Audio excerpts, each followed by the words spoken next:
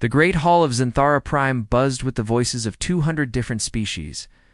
Ambassador Kethfer of the Velthari stood at the center podium, his blue skin shimmering under the crystal lights. His forearms moved gracefully as he spoke to the gathered crowd of alien diplomats.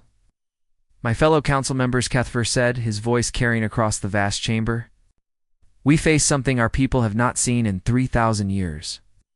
Our deep space sensors have detected massive energy readings moving through the outer rim. These signals do not match any known technology in our databases." Dr. Zara Knox sat quietly in the observer section, trying not to draw attention to herself. She looked human, which was dangerous in a galaxy where humans were supposed to be myths. For 30 years, she had lived among these alien civilizations, hiding her true nature. She was one of only 12 humans who had escaped Earth before. The Great Exodus began. Elder Thesis, the Council's chief historian, rose from his seat. The ancient being's crystalline body caught the light as he moved. "Perhaps these are the vessels of a new species seeking contact. We have encountered many civilizations over the millennia. Each contact has brought peace and prosperity to our galaxy. But these readings are different," insisted Commander Veltak of the Defense Force. His reptilian features showed concern. "The energy signatures suggest power systems that should be impossible. No species in our records has ever achieved such output levels." Zara felt her heart racing.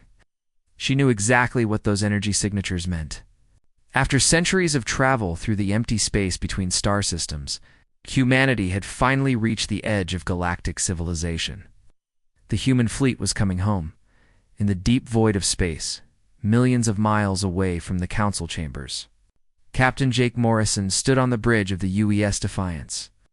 The massive ship stretched for miles in every direction, home to over 2 million humans. It was the flagship of the Exodus fleet, leading 11 other colony ships through the darkness. "Captain," called Lieutenant Amy Foster from the navigation station.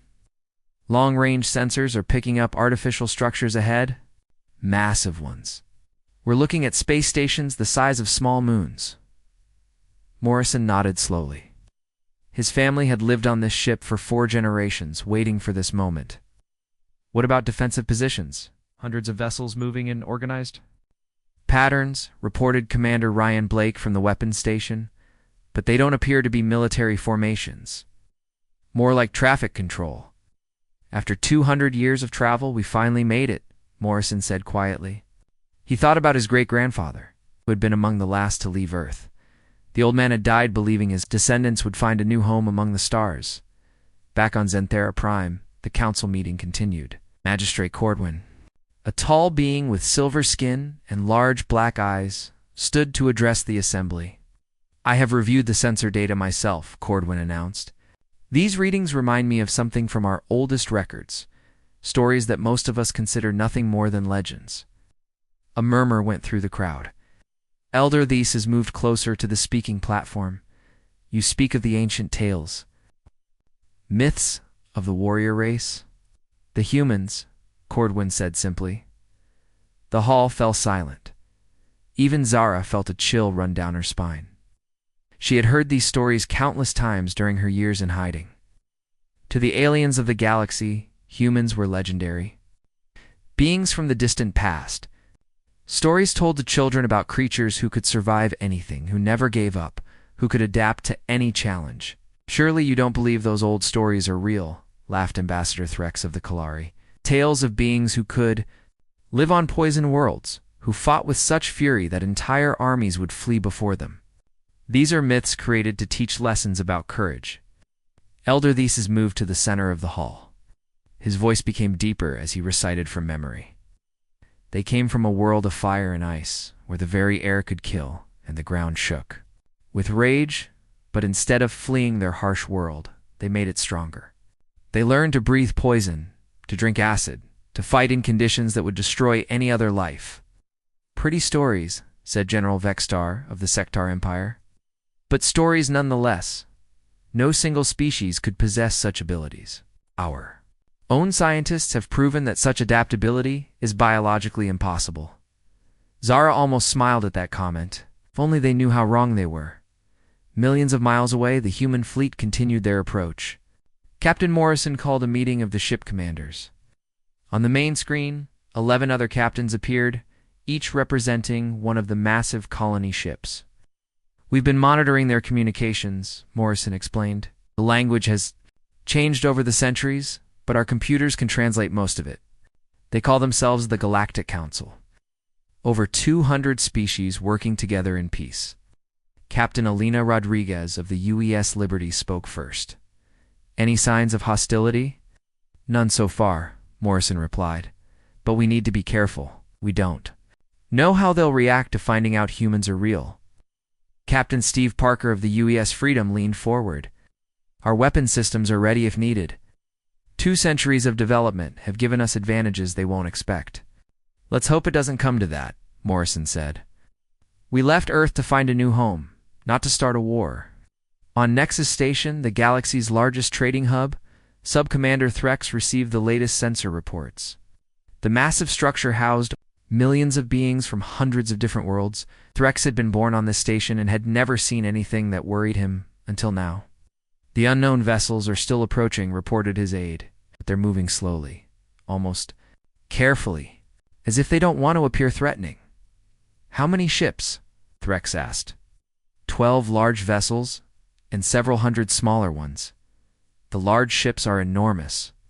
Each one could hold entire cities. Threx studied the data. Something about the formation reminded him of stories his grandmother used to tell. Stories about the great fleet that would return from the dark between stars.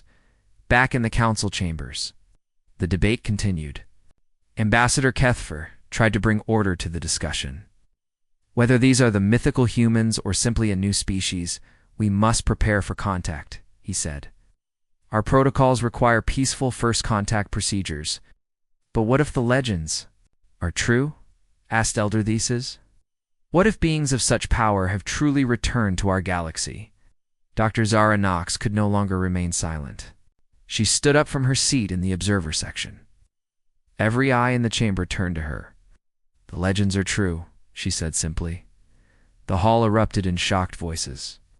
Kethver raised his arms for silence. "Dr. Knox, you are not recognized to speak. In this assembly, I am Dr. Zara Knox, Xenarchaeologist," she continued, her voice carrying clearly through the chamber. "I have lived among you for 30 years, studying your cultures and your histories, and I am human." The silence that followed was complete. Even the air recycling systems seemed to stop working. General Vexstar was the first to speak. "Impossible. Humans are myths." "Stories for children," Zara smiled sadly. "We left our home world over 2 centuries ago. 12 ships carrying the last. Survivors of Earth. We have been traveling through the dark space between galaxies, waiting for this moment." "Prove it," demanded Magistrate Cordwin. Zara walked to the center of the hall. She pulled out a small device and activated it. The holographic display showed star charts, technical specifications, and historical records. But most importantly, it showed the approaching human fleet. "Captain Morrison," she said, speaking into the device. "This is Dr. Zara Knox. Welcome to the Galactic Council. I think it's time we introduced ourselves properly." On the bridge of the UES Defiance, Captain Morrison stared at the communication screen in amazement. After 30 years of radio silence, they had found their missing teammate. "Dr. Knox," he said with a broad smile, "it's good to hear your voice. Are you ready to come home?" In the council chambers, 200 species watched in stunned silence as myth became reality. The humans had returned, and nothing in the galaxy would ever be the same again. Admiral Lisa Kane stood in the command center of the UES Liberty, watching the vast alien structures grow larger on the main screen. The space stations ahead of them were bigger than entire cities on Earth. Thousands of ships moved between them like busy insects around a hive. Ma'am called Lieutenant Commander Amy Foster from the communications station. "We're receiving multiple signals on different frequencies. The translator is working, but there are over 50 different languages coming through." Kane nodded. After 2 centuries in space, humanity had developed technology far beyond what they possessed when they left Earth. but seeing this massive civilization made her realize they were still the newcomers here. "Any signs of weapons being charged?" she asked. Commander Steve Parker checked his tactical display. "Negative. Their ships appear to be staying in normal patrol patterns. No hostile movements detected." After Dr. Knox's revelation, Sub Commander Threx found himself at the center of the biggest crisis in galactic history. His communication board lit up with urgent messages from across the galaxy. "Sir," his aide reported, "every species in the Council is demanding answers. The Sectar Empire has put their fleets on high alert. The Kalari are calling for an emergency session, and the Velthari want to send a diplomatic mission immediately." Threx looked at the sensor readings again.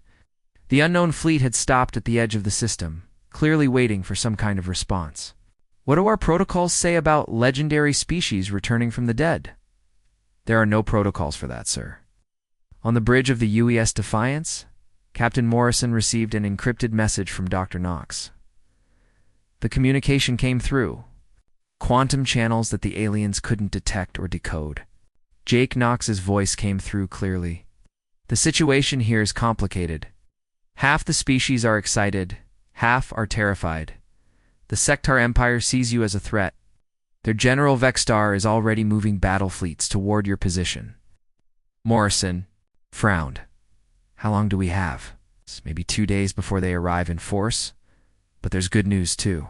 Ambassador Kethfer of the Velthari is pushing for peaceful contact. He's managed to convince the Council to send a single ship to meet with you." "Just one ship? It's a start." "But Jake, you need to understand something. To them, humans are legends. Stories about unstoppable warriors who could survive anything. Some see you as heroes returning to save the galaxy. Others see you as monsters who could destroy everything they've built." Morrison looked around his bridge at his crew. These people had been born on the ship, lived their entire lives traveling between the stars. They didn't look like unstoppable warriors. "We're just people trying to find a home. Which ship is coming to meet us?" he asked. "The CNV Peaceful Dawn. It's commanded by Captain Velson, a Velthari officer with a good reputation. I've worked with her people before. They're honest and fair." In the Galactic Council chambers, the emergency session had been going for 6 hours. Ambassador Kethfer stood at the center podium trying to maintain order as hundreds of voices argued in dozens of languages. "We must proceed with caution," shouted General Vexter. "The legends speak of beings who conquered entire star systems. What if they've come to do the same to us?" Elder Thesis rose from his seat. "The legends also speak of humans as protectors. Stories tell of them fighting against dark forces to save other species. Stories..." Extar slammed his fist on his desk. "We're making policy based on children's bedtime stories." Dr. Knox stepped forward. "General, with respect, you're looking at a living human right now. Do I appear to be a threat to galactic civilization?" "You're one person," Vexstar replied. "The sensors show 12 massive ships. Each one could carry millions of warriors." Magistrate Cordwin called for silence. "Dr. Knox, you have lived among us for 30 years. In that time, have you shown any aggressive behavior toward other species?" "Never," Knox replied. "Humans left Earth because we wanted to find peace among the stars. We're not conquerors." "Explorers? Then why the massive fleet?" demanded Ambassador Threx of the Kalari. "Why bring such a force if your intentions are peaceful?" Knox smiled sadly. "Because those ships aren't warships, they're homes. Every human alive traveled in that fleet. Children, elderly, families. We brought our entire civilization with us because we had nowhere else to go." The chamber fell quiet as the implications sank in. These weren't invaders. They were refugees. On the CNV Peaceful Dawn, Captain Velson prepared for the most important mission of her career. The sleek ship had been chosen specifically because it appeared non-threatening. Her crew of 30 represented 5 different species, showing the unity of the Galactic Council. "Captain," her navigator reported, "we're approaching the human fleet. Long-range scans show the ships are even larger than our estimates." Velson studied the display. The human vessels were unlike anything in Council records. Their design was both elegant and powerful. clearly built by a species that understood both beauty and function. Any response to our hails? Yes, ma'am. There. Asking us to approach the lead ship slowly. They're providing docking coordinates. Captain Morrison watched the alien ship approach on his main screen. It was smaller than he expected, graceful in design with flowing lines that suggested peaceful intentions. Captain, reported Lieutenant Blake from sensors, the approaching vessel has minimal weapons. Their power signatures suggest scientific equipment rather than military. Good, Morrison said. Let's show them we're not the monsters from their stories. As the Peaceful Dawn docked with the UES Defiance, both crews prepared for a meeting that would change galactic history. Morrison chose his greeting party carefully. Dr. Alina Rodriguez would handle translation and cultural issues, Commander. Ryan Blake would provide security. Chief Engineer Tom Wilson would demonstrate human technology if needed. Captain Velson brought her own team aboard the human ship. Her second-in-command was LT Commander Zephyra, a Kolari female known for her diplomatic skills. Her science officer, Dr. Kintar, would study human technology with permission. The first moment of contact happened in the UES Defiance's main docking bay. Morrison and his team waited as the alien airlock opened. Captain Velson stepped through. First, her blue skin and forearms marking her as Velthari. She was smaller than Morrison expected, standing only 5 feet tall.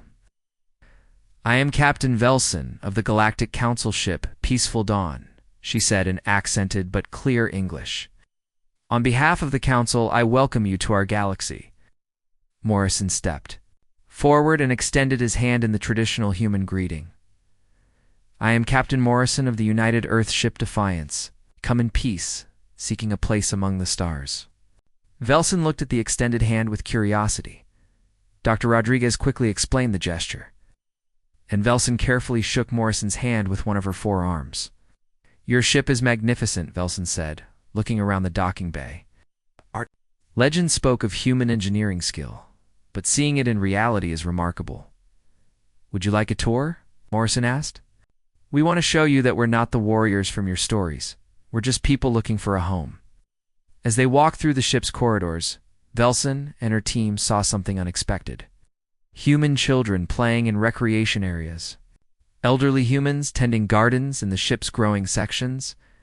Families living normal lives in what were clearly permanent homes, not military quarters. This is not a warship, Dr. Kintar observed quietly. No, Morrison replied. It's a colony. Ship. One of 12 that carry our entire species.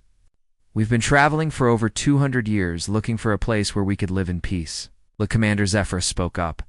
But the legends say humans are mighty warriors, unstoppable in battle. Dr. Rodriguez smiled. Humans can fight. When we have to. But we prefer to build, to create, to explore.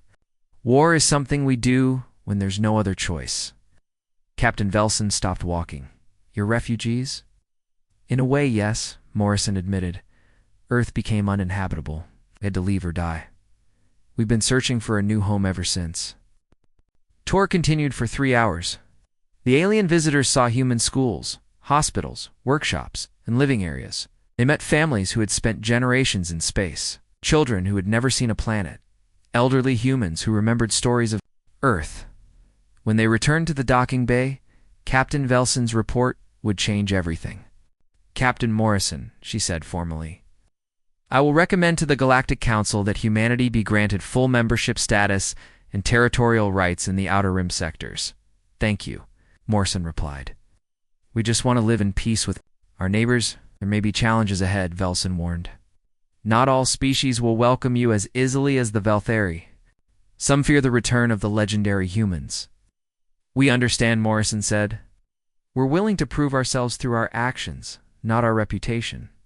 As the Peaceful Dawn prepared to return to Nexus Station, both crews knew they had just witnessed the beginning of a new chapter in galactic history. The myths had become reality. But the reality was far more complex and hopeful than anyone had imagined. Captain, Velson's message to the Council was simple but profound. The humans have returned. But they come not as conquerors, but but as neighbors seeking peace among the stars. Captain Ryan Blake stood in the center of Nexus Station's main tribunal chamber, facing 20 judges from different alien species. The massive room could hold thousands, but today only the most important council members were present. Blake had volunteered to represent humanity in this formal hearing. Knowing that everything he said would determine their future, Magistrate Cordwin called the session to order. His silver skin gleamed under the bright lights as he spoke. Captain Blake, you stand before this tribunal as the first human to formally address the Galactic Council. The evidence of your species' existence has shocked our entire civilization. Blake nodded respectfully. Honored Magistrate, I understand the difficult position this puts you in. We never wanted to cause fear or uncertainty, yet that is exactly what has happened, interrupted Judge Velmora of the Sectar Empire. Her red scales bristled with anger. Your arrival has created panic across dozens of worlds. Some species are calling for immediate evacuation of border systems. Elder Thesis leaned forward in his crystal chair. Captain Blake, please tell us about your journey. Help us understand how the mythical humans came to be real. Blake took a deep breath. 237 years ago, Earth became uninhabitable. Solar flares, climate change, and resource depletion made our world a dying place. Our governments worked together to build 12 colony ships, each designed to carry millions of people through space. And you simply left your entire world behind? Asked Ambassador Kethfer. We had no choice, Blake replied. Stay and die, or leave and hope to find a new home. The decision wasn't easy, but it was the only way to save our species. Judge Velmora stood up angrily. Convenient story. But legends speak of humans as warriors who conquered solar systems. How do we know you're not scouts for an invasion force? Blake remained calm. Because there is no invasion force. What you see is all that remains of humanity. 12 ships carrying everyone we managed to save. Our weapons are defensive, designed to protect our families during the long journey. Meanwhile, in deep space, General Vextar of the Sectar Empire watched. His battle fleet approached the human ships. 300 warships moved in attack formation, ready to destroy what he saw as a threat to galactic peace. General reported as tactical officer. The human fleet has detected our approach. They're moving into defensive positions. Vextar studied the display. The human ships were arranging themselves in a pattern he didn't recognize. Are they preparing to attack? No, sir. It appears they're protecting their largest vessels. The smaller ships are forming a barrier around the colony ships. Interesting, Vextar muttered. They prioritize protecting their civilians over offensive action. On the UES Liberty, Admiral Kane coordinated the fleet's defense. She had hoped this moment would never come, but she was ready for it. All escort vessels maintain defensive formation, she ordered. Do not fire unless fired upon. Our mission is to protect the colony ships, not start a war. Captain Morrison's. A voice came through the communication system. Lisa, our long-range sensors show incoming missiles. The Sectar fleet is attacking. Understood, all ships, prepare for combat. Protect the families. Back on Nexus Station, Dr. Elena Rodriguez had arrived with detailed records of human history. She stood before a special committee of council scientists, presenting evidence of humanity's past. These are medical records from our journey, she explained, displaying holographic data. Birth certificates, death records, educational achievements. This is the documentation of a living civilization, not a military force. Dr. Kaintar, the Velthari scientist who had toured the human ship, nodded in agreement. I can confirm these records match what I observed. The human ships contain schools, hospitals, and family living spaces. This is not an invasion fleet. But what about their legendary fighting abilities? Asked Dr. Zephalon of the Kalari. Old stories speak of humans who could defeat armies. Rodriguez smiled sadly. Humans can fight when necessary. Our history includes many wars, but also many attempts at peace. We left Earth specifically to avoid more conflict. Show them the Earth records, suggested Dr. Knox from her position as an observer. Rodriguez activated another display. Images of Earth appeared, showing green forests, blue oceans, and bustling cities. Then the images changed, revealing the dying world humanity had left behind. "This was our home," Rodriguez said quietly. "Beautiful, but ultimately unable to support us. We didn't leave as conquerors. We left as survivors." The committee members studied the images in silence. Many had never seen a world so similar to their own homeworlds, yet so obviously damaged by environmental collapse. "Your people caused this destruction?" asked Dr. Zephalon. "Some of it, yes," Rodriguez admitted. "We made mistakes. We used up resources too quickly, polluted our environment, fought wars over diminishing supplies. But we also tried to fix our mistakes. Colony ships were our final attempt to save what we could of human civilization." In the tribunal chamber, Captain Blake continued his testimony. "We understand your fears. The legends make us sound like unstoppable warriors. But the truth is, we're just people trying to survive and find a place to call home." Judge Velmora wasn't convinced. "Yet your ships possess weapons technology beyond anything in our databases. How do we know you won't use these weapons against us?" "'Cause we've had 2 centuries to attack other species if that was our goal," Blake replied. "We've passed through the territories of dozens of civilizations during our journey. We never attacked anyone. We avoided contact to prevent exactly this kind of fear." Magistrate Cordwin asked, "Why reveal yourselves now?" "'Cause we're tired of hiding," Blake said honestly. "We want our children to grow up on real worlds under real suns. We want to contribute to galactic civilization, not just survive on the edges of it." Elder These has consulted his ancient records. The legends speak of humans as both destroyers and protectors. Warriors who fought against great evils to save other species. Maybe those legends exist because humanity believes in fighting for what's right, Blake suggested. "We're not aggressive by nature, but we don't abandon others in need." At that moment, alarms began sounding throughout Nexus Station. Emergency broadcasts announced that the Sector fleet had engaged the human ships in battle in the tribunal chamber. Panic broke out as representatives tried to get information about the fighting. Captain Blake stood calmly in the center of the chaos. "Your people are attacking ours," Judge Velmora accused. "No," Blake replied firmly. "Your people are attacking ours. But we're only defending ourselves." The main display activated, showing real-time footage of the battle. The human fleet was clearly in defensive positions, their larger ships protected by smaller escort vessels. The Sector ships were attacking with overwhelming numbers. "Look at the formations," Elder Thesis observed. "The humans are protecting their civilians, not trying to destroy the attackers." On the battlefield, the first missiles struck human shields. The advanced defensive systems absorbed most of the damage, but some ships were hit. Immediately, human rescue vessels launched to save any survivors. General Vextar watched in surprise as human ships moved to rescue crew members from damaged vessels, including Sector pilots whose ships had been disabled in the fighting. His tactical officer reported, "The humans are rescuing our people. 3 of our fighters were disabled by defensive fire. Human rescue ships are pulling our pilots to safety instead of leaving them to die." Vextar stared at the display. This wasn't the behavior of ruthless conquerors.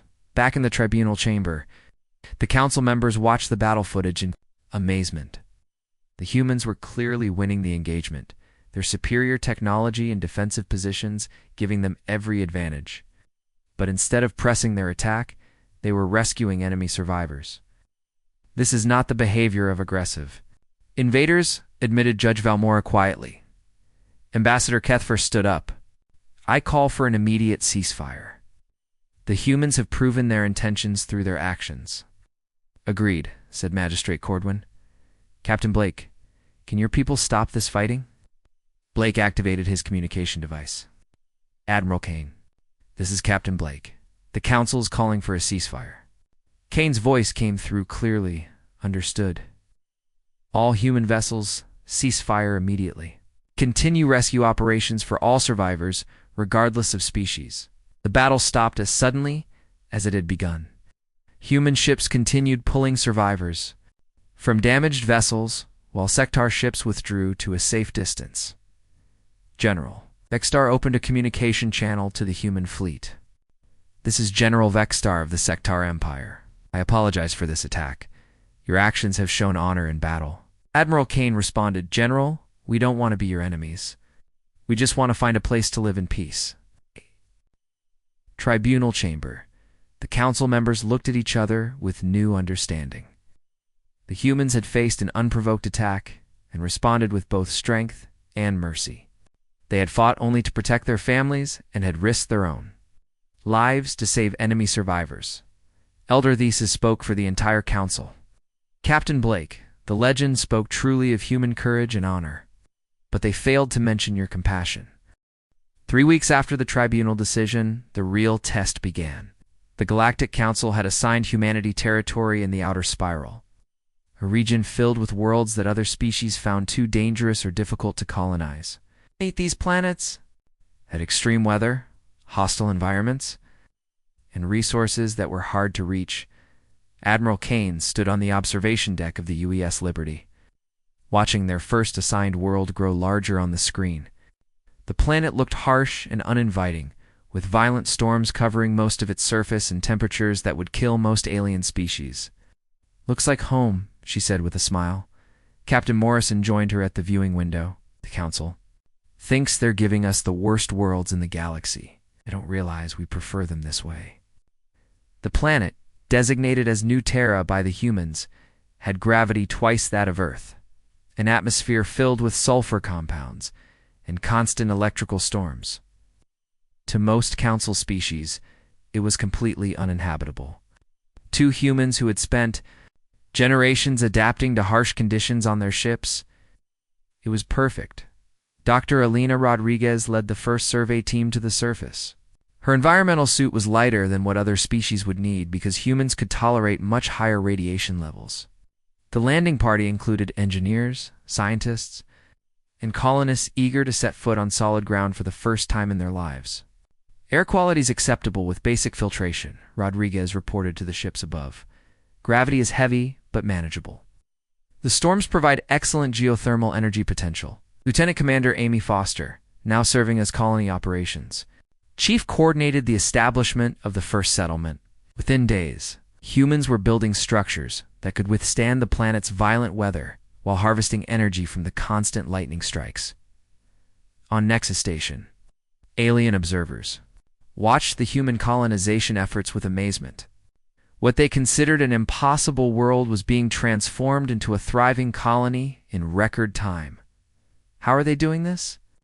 asked Dr. Kantar, studying the reports from New Terra. Ambassador Kethvar reviewed the data. "Look at their construction methods.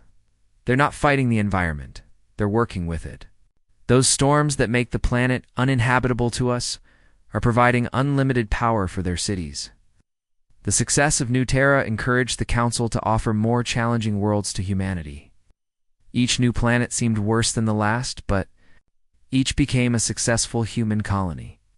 Humans settled on ice worlds where the temperature never rose above freezing, desert planets with acid rain, and volcanic worlds where the ground constantly shifted. But not everyone was happy with humanity's success. General Vexstar of the Sectar Empire watched these developments with growing concern. His people had built their power on being the strongest military force in the galaxy. The arrival of humans threatened that position. "They're expanding too quickly," Vexstar told his Council of War. "Each world they colonize makes them stronger. Soon they'll have the resources to challenge our empire." Commander Zekdar, his second-in-command, studied intelligence reports about human colonies. "Sir, they show no signs of military expansion. Their settlements are focused on mining, agriculture, and research." "For now," Vexstar replied, "but legends speak of human military might. Once they establish themselves, they'll remember their warrior nature." Unknown to Vexstar, his fears were about to be tested. Long-range sensors detected massive energy signatures approaching from outside the galaxy. Something huge was coming. Through the void between star systems, and it wasn't friendly, Captain Jake Torres, now commanding the human patrol ship U.S. Explorer, was the first to encounter the alien threat. His ship was conducting a routine survey mission when sensors detected the incoming vessels. "Captain," reported his science officer, "we're reading 12 massive ships approaching at high speed. Design is completely unknown, but their energy, Signatures suggest hostile intent. Out. Torres studied the sensor data. The approaching ships were larger than anything in Council records, with weapon signatures that dwarfed even human defensive systems. "Get me a direct line to Admiral Kane," Torres ordered. "We need to warn the fleet." The unknown aliens who called themselves the Void Hunters had been traveling between galaxies for millennia. They consumed the resources of entire civilizations before moving on to the next galaxy. Their scouts had detected the energy signatures of advanced civilizations in this galaxy and had come to harvest them. The lead Void Hunter ship sent a message in multiple languages. "Primitive species of this galaxy, you will surrender your worlds and resources to the Void Hunters. Resistance will result in complete extinction." On Nexus Station, panic spread as the Council received the transmission. These aliens possessed technology far beyond anything the galaxy had ever faced. Their ships were the size of small moons, and their weapons could destroy entire fleets. "Elder," Thysis called an emergency session. "We face the greatest threat in galactic history. Our combined fleets are no match for these Void Hunters." General Vextar stood up reluctantly. "The Sectar Empire offers our full military support to the Council, but I fear it will not be enough." Ambassador Kethver looked around the chamber. "What about the humans? They've proven their military capabilities." 12 human ships against an invasion force, scoffed Judge Velmora. "Even legendary warriors cannot overcome such odds." Dr. Knox stepped forward. "You still don't understand what humans are capable of. We don't just fight, we adapt, we innovate. We find ways to win when victory should be impossible." Admiral Kane received the Council's request for assistance while standing on the bridge of the UES Liberty. The message was formal but desperate.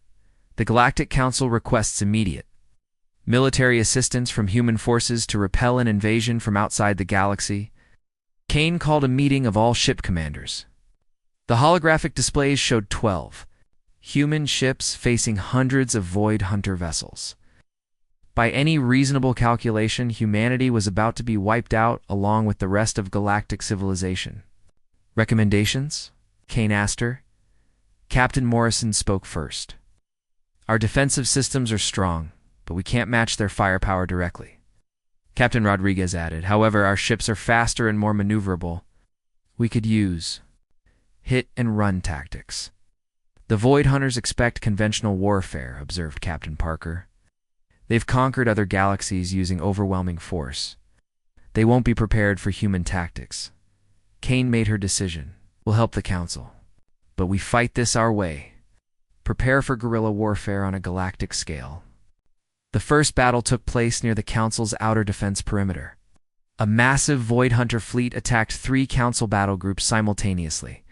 The alien weapons tore through traditional defensive formations like paper. That's when the human ships arrived. Instead of forming battle lines like the Council forces, the human ships scattered in all directions. They moved in unpredictable patterns, striking at Void Hunter vessels from unexpected angles before disappearing again. "Lieutenant."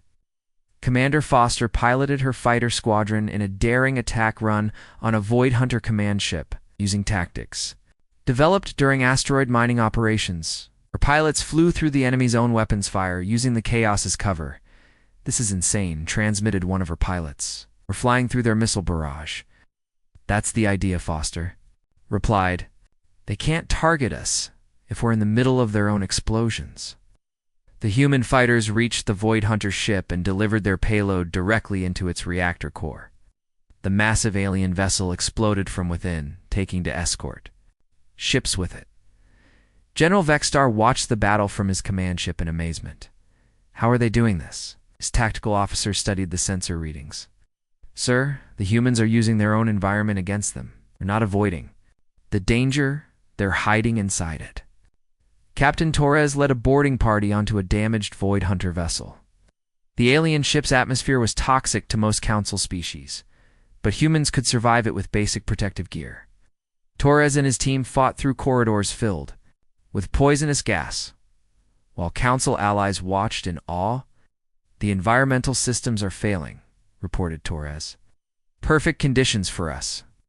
The boarding action succeeded because humans could fight in conditions that would kill their enemies.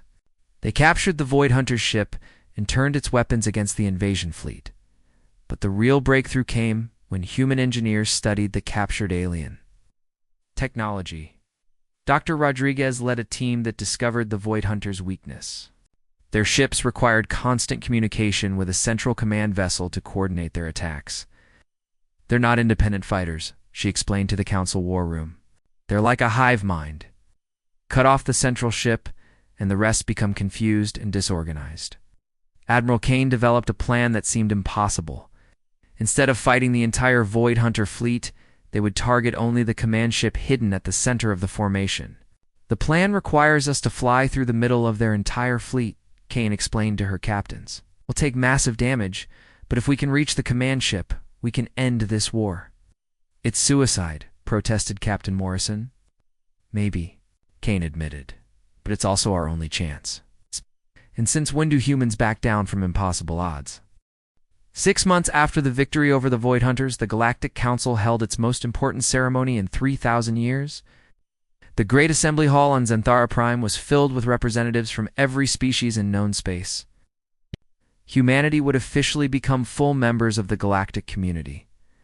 Captain Morrison stood at the center of the hall. He was no longer just a refugee fleet commander, but now representing an entire species. The weight of the moment wasn't lost on him. Behind him sat the surviving human ship captains, colony leaders, and Dr. Knox, who had finally revealed her true identity to the galaxy. Elder Theses rose from his crystal chair, holding an ancient ceremonial staff that had been used for membership ceremonies since the Council's founding. "Captain Morrison, you stand before us as the representative of humanity, a species that has proven themselves worthy of full membership in our galactic community." Morrison nodded respectfully. "Elder These, honored members of the Council, humanity, accepts this responsibility with gratitude and humility." Ambassador Kethfer stepped forward with the formal charter. "By unanimous vote of all member species, humanity is granted full territorial rights, council voting privileges, and protection under galactic law." The ceremony was broadcast across the galaxy, watched by billions of beings on hundreds of worlds. On New Terra, human colonists paused their work to watch their species join the galactic family. On Nexus Station, alien children who had heard stories about the legendary humans now watched those myths become their neighbors and friends. But the ceremony was more than just paperwork. It represented a fundamental change in how the galaxy saw itself. General Vextar of the Sectar Empire stood to address the assembly. "For centuries, my people believed we were the strongest military force in this galaxy," Vextar said. "The humans taught us that true strength comes not from conquering others, but from protecting those who cannot protect themselves." Dr. Alina Rodriguez, now serving as humanity's first permanent ambassador to the Council, smiled at the general's words. 6 months ago, he had tried to destroy the human fleet. Today, he was their strongest supporter. "The Sectar Empire formally requests a military training exchange with human forces," Vextar continued. "We wish to learn their tactical methods and share our own knowledge in return." This announcement created excited murmurs throughout the hall. Other species began requesting similar exchanges. The Velthari wanted to study human colony techniques. The Kalari sought partnerships in deep space exploration. The crystal beings of Tice's homeworld requested help with asteroid mining operations. Captain Ryan Blake, now promoted to admiral and serving as humanity's military liaison, stood to respond. "Humanity accepts all offers of cooperation. We believe the galaxy becomes stronger when we share knowledge and work together." The formal ceremony concluded with the presentation of territorial maps. Humanity had been granted not just the harsh worlds they had already colonized, but also prime real estate in 3 different star systems. The Council was offering them some of the best unclaimed territory in the galaxy. Morrison studied the star charts with amazement. "This is far more than we expected." "Your people earned it," replied Magistrate Cordwin. "The Void Hunter invasion would have destroyed our civilization without human intervention. These worlds are a small payment for our survival." But the most significant moment came when Elder Theses made an unprecedented announcement. The Council archives will be updated to reflect a new understanding of human legends. What we once considered myths are now recorded as historical fact. Future generations will learn that sometimes legends come true when people choose to live up to them. 3 years later, the transformation was complete. Human colonies dotted the outer spiral territories, thriving on worlds that other species had written off as uninhabitable. Each settlement became a center of innovation, producing new technologies that benefited the entire galaxy. On New Terra, Dr. Rodriguez walked through the capital city of New Houston, marveling at how much had changed. The city was built inside massive storm barriers that channeled the planet's constant lightning into clean energy. Human engineers had turned the world's most dangerous feature into its greatest asset. Ambassador Rodriguez called a familiar voice. She turned to see Dr. Kantar, the Velthari scientist who had first studied human technology. He now worked at the joint research facility that humans and aliens had built together. Dr. Kantar Rodriguez replied warmly. "How's the new atmospheric processor working?" "Beyond our expectations," he said with excitement. Human engineering combined with Velthari biosciences has created something neither species could have achieved alone. We're ready to begin terraforming operations on 3 more worlds. This was the new reality. Humans and aliens working together, each species contributing their unique strengths to shared projects.